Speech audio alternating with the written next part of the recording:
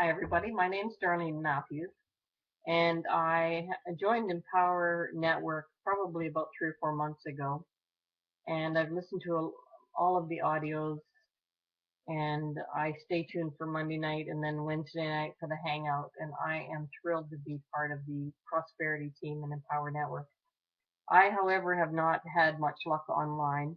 In fact, I bought the domain name from GoDaddy of Gullible Granny because I was very gullible for 10 years and like many people have spent far too much money and doing nothing and making no money online. So my new handle, my new username on Empower Network is Envision Coach. So most of my blogs and my videos will say Gullible Granny becomes Envision Coach, and that's sort of the branding I'm wanting to do for myself. So and I've never done videos before other than a few little clips that I've sent to friends in an email, but never any for the general public. So I have to tell you, I'm not incredibly comfortable doing this, and I'm sorry that there's a bunch of glare and that I have to use my reading glasses. And I thought, well, if nothing else, you don't really even need to watch the video. If you wanted to download it, you could just listen to the audio. But I wanted to read a book, and I don't know, I haven't even researched whether anybody has read books on YouTube or not.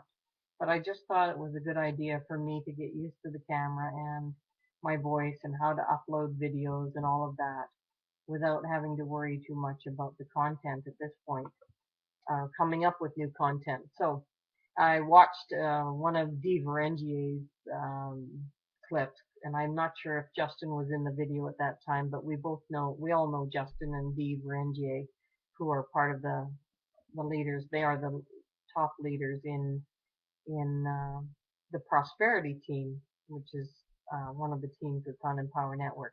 Anyway, Empower Network is the place that I need to be for the rest of my life, and so I may as well grab the bull by the horns here and do what they're suggesting you do and find the success that I've been wanting for 10 years. So I've got a long story that someday I may share with you, but right now I want to share this book.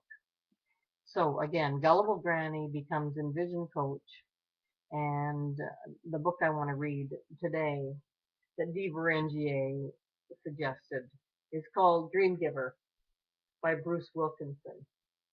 And I haven't quite finished the book myself, but I thought I would read you a paragraph. I was on page 76 today, and this paragraph just sort of jumped out at me, and I thought this is a great way to start the video. So, on page 76 at the top, the journey towards your big dream changes you. In fact, the journey itself is what prepares you to succeed at what you were born to do. And until you decide to pursue your dream, you are never, and may I repeat, never, going to love your life the way you were meant to. Yet millions of people never take that first step.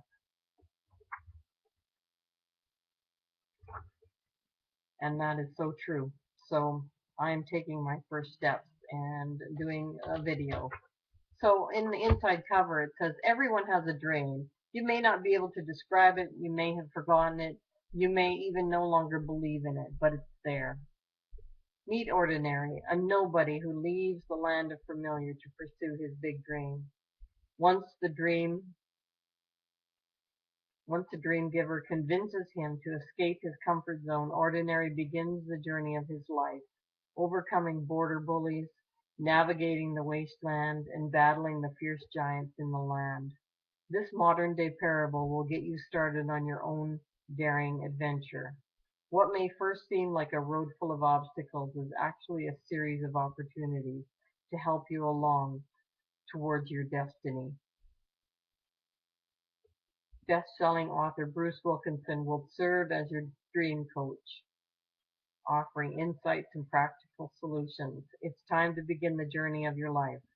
May your heart sing as you embrace everything God has lovingly planted there.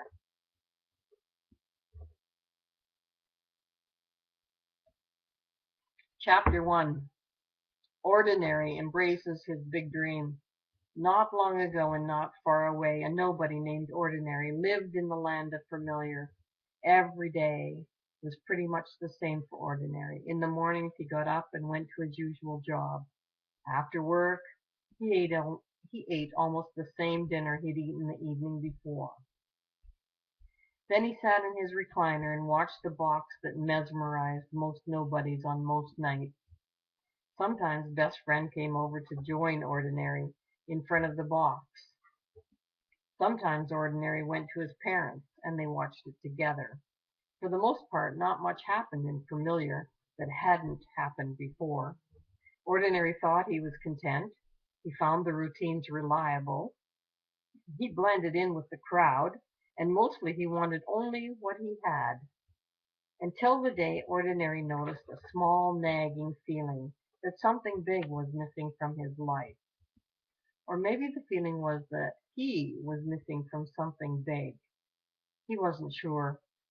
The little feeling grew, and even though nobody's in Familiar didn't generally expect the unexpected, Ordinary began to wish for it.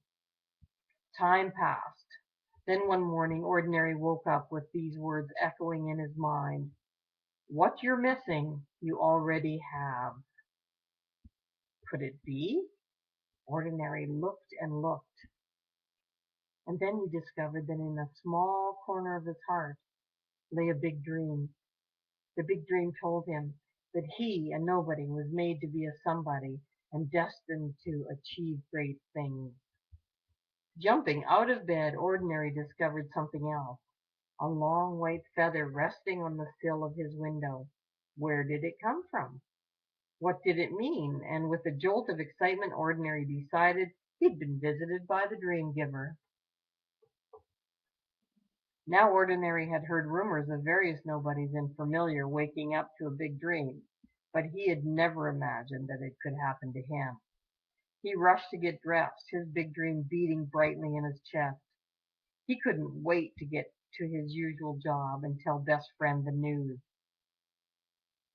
But on his way to work, Ordinary realized he had a problem. His big dream was too big for a nobody like Ordinary. He would be embarrassed to tell anyone. Even Best Friend would probably laugh.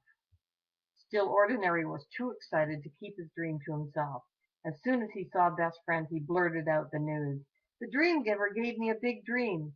I was made to be a somebody and destined to achieve great things. Best Friend looked surprised, but he didn't laugh. That's very big, he said. But if I were you, I wouldn't talk about this dream of yours too much. Nobody's around here might take you for a fool. Ordinary didn't want to look like a fool, so after that, he kept his big dream to himself. Day after day, Ordinary showed up at his usual job, but while he worked, he thought about his dream. He thought about how wonderful it would be to do what he loved to do instead of just dreaming about it. Ordinary's longing for his big dream grew and grew until finally he realized that he'd never be happy unless he could pursue it. Why didn't the dream giver make it possible? If the dream giver didn't, how could Ordinary ever leave Familiar? He had payments and expenses. He had regular duties. A lot of nobodies counted on him for a lot of things. Ordinary felt completely stuck. Time passed, but nothing changed. He began to hate his usual job. This isn't what I was made to do, he said to himself. I just know it. After a while, he began to worry that maybe he hadn't received a big dream after all. Maybe he had just made it all up. And he grew sadder by the day. One evening after work, Ordinary went to his parents to watch the box, but their box was broken, so the house was very quiet.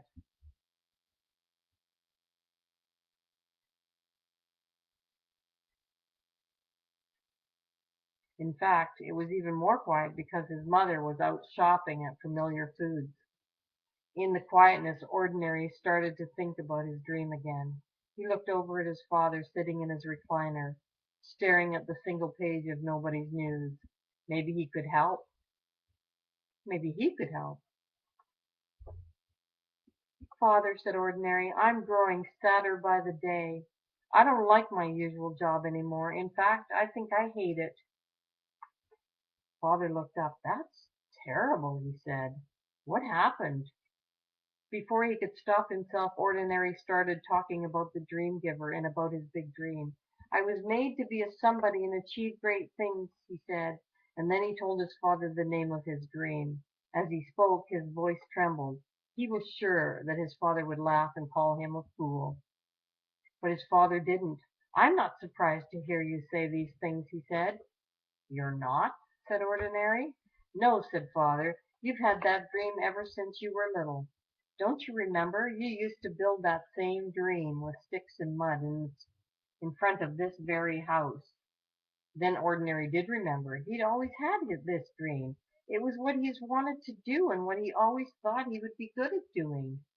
His eyes filled with tears. Father, he said, I think I was born to do this. Ordinary and his father sat together quietly. His father seemed to be remembering something too. After a while he asked, when you woke up to your big dream, son, did you happen to find a feather? Ordinary was shocked. How did you know? He asked. A long time ago I woke up to a dream too, his father said, and it came with a long white feather. It was a wonderful dream. I kept the feather on my windowsill while I waited for a chance to pursue it. I waited and I waited, but it never seemed possible. One day I noticed the feather had turned to dust. Of all the sad words Ordinary had ever heard, these were the saddest. Before he left that night, his father hugged him. Don't make the same mistake I did, son, he said. You don't have to stay a nobody. You can be a dreamer. When Ordinary got home, he went straight to the window and picked up the long white feather. He turned it over carefully in his hands. He thought about his father and the dream he left behind. Then he had a surprising idea. Could it be that maybe the dream giver gave everybody a dream, every nobody a dream, but only some embraced their dreams and even fewer pursued them? The more he thought about it, the more he thought it had to be true. One thing Ordinary did know for sure. He didn't want to repeat his father's mistake. He wouldn't waste another day waiting for his dream to seem possible. He would find a way to pursue it. Time passed. Ordinary worked hard on his plan to begin his dream. He made hard choices. He made difficult changes. He even made big sacrifices. Finally, one morning, he was ready. Ordinary ran all the way to his usual job, his dream pounding in his chest. As soon as he saw Best Friend, Ordinary blurted out the news. That big dream I told you about? I've decided I'm going to pursue it. Best Friend looked concerned. You know as well as I do that nobody who pursue their dreams leave familiar, he said. They set off like fools into the unknown in search of a place where... Yes, yes, I know, Ordinary broke in, and I can't wait to get started. But Ordinary, that journey is anything but sensible or safe. Why leave familiar? It's so comfortable here, and besides, you've always lived here. I've thought about all that too, said Ordinary, but my big dream is too important and too wonderful to me to miss. Best Friend shook his head. So you're going to become a dreamer, he said. I am a dreamer, answered Ordinary. Today I'm going to tell my boss that I'm leaving my usual job. Tomorrow I will begin my journey. Hey, Best Friend, added Ordinary eagerly. You can have my recliner in my box. And with that, Ordinary walked away, humming a tune that he'd never heard before. The night before he left Familiar, Ordinary decided to use the long white feather to help him remember the truth. He pulled out a notebook and he wrote, My Dream Journal, on the cover. Then he dipped the quill in a permanent ink and he wrote on the first page. There's 4 bullets. The dream giver gave me a big dream before I was even born. I just finally woke up to it. Number 2, my dream is what I do best and what I most love to do. How could have I missed it for so long? Number 3, I had to sacrifice and make big changes to pursue my dream, but it is well worth it. And the fourth one, it makes me sad to think that so many nobodies are missing something so big. So I'm going to stop there. That's 15 minutes into it. That's good enough for one chapter. And I'll move on to chapter two a little later on. Bye for now.